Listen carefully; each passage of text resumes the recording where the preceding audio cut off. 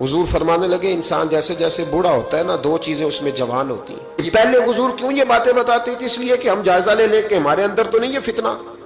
جیسے جیسے بوڑھا ہوتا ہے دو چیزیں جوان ہوتی ہیں۔ یا رسول اللہ صلی اللہ علیہ وسلم وہ کون سی؟ فرمائے ایک اس کا دل کرتا ہے سارا زمانہ مجھے پوچھ کے چلے، میری عزت کرے، وہ سمجھتا ہے کہ اب ہر آدمی مجھ سے پہلے پوچھے۔ اور دوسرا فرمایا جیسے جیسے بوڑھا ہوتا ہے اس کے اندر دولت کا لالچ بڑھتا جاتا ہے، اس کی ذمہ داریاں کم ہو رہی ہیں، پر اس کا وہ لالچ، وہ ہوس، وہ نشہ وہ اتر نہیں رہا، یہ تباہ کر دیتا ہے۔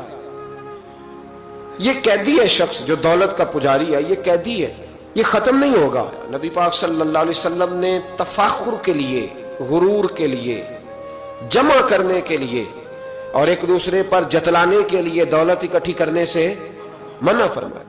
ایک شخص گزر رہا تھا تو بڑی تیزی سے گزرا نبی پاک صلی اللہ علیہ وسلم کے سامنے سے۔ حضرت ابو درداء رضی اللہ تعالیٰ عنہ کہتے ہیں ایک صحابی نے کہا دیکھو کتنا چست ہے، کاش یہ چستی دین کے لیے ہوتی۔ تو نبی پاک علیہ الصلوۃ والسلام نے فرمایا اگر یہ اپنے بچوں کی روزی کمانے کے لیے جا رہا ہے تو پھر بھی اللہ کے راستے میں ہی ہے، اگر یہ ماں باپ کی خدمت کے لیے جا رہا ہے روزی کمانے تو پھر بھی اللہ کے راستے میں ہے۔ تو حضور نے فرمایا اگر اس لیے جا رہا ہے کہ میں ذرا دوسروں سے دولت زیادہ جمع کر لوں تو پھر فرمایا یہ شیطان کے راستے میں، یہ پھر دین کے راستے میں۔ وہ جو تفاخر ہے نا، ہمارے ہاں دوڑ لگی ہوئی ہے دولت ہی دولت، اس لالچ کو پسند نہیں کیا۔ یہ طمع ہے، یہ دوڑ ہے، یہ انسانی خواہشات کا وہ سمندر ہے جو کبھی پور نہیں ہوتا، یہ وہ طلب ہے جو کبھی پوری، یہ وہ نشہ ہے جس سے انسان کبھی سیر نہیں ہوتا۔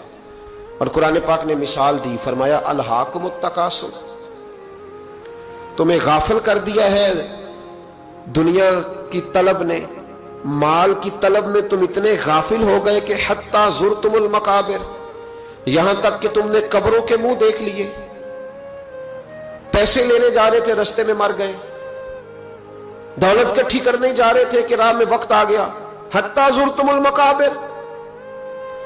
اتنا تمہیں گمراہ کر دیا، اتنا تمہیں غافل کر دیا دولت جمع کرنے کے لالچ نے کہ تم قبروں تک پہنچ گئے۔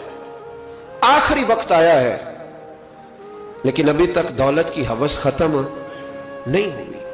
آپ یقین کریں لوگوں کے پاس جو پیسہ ہے، لوگ بیچارے اس پیسے کو دیکھ بھی نہیں سکے ساری زندگی، وہ بینکوں میں پڑا تھا اور بینکوں میں ہی پڑا رہ گیا، اس کو دیکھ نہیں پائے۔